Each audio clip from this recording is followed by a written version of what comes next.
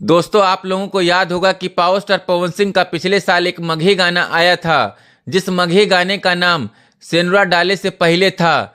दोस्तों, इस गाने को वेद एंटरटेनमेंट चैनल से रिलीज किया गया था।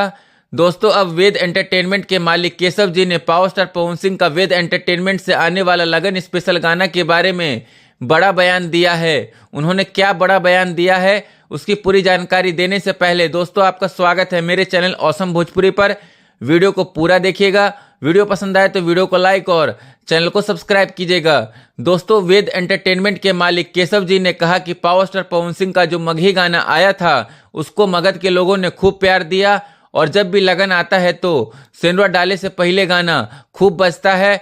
और फिर से पावर स्टार पवन सिंह का वेद एंटरटेनमेंट से लगन स्पेशल गाना आने वाला है, जो कि भोजपुरी भाषा में होगा। साथ ही इस गाने में म्यूजिक प्रियांशु सिंह का होगा और बहुत ही जल्द ये गाना रिलीज होने वाला है। दोस्तों, ये बयान वेद एंटरटेनमेंट के मालिक केशव जी ने दिया है। दोस्तों, आपको ये वीडियो कैसा लगा कमेंट करके जरूर बताइएगा। फिर मिलते हैं किसी नए वीडियो में। धन्यवाद।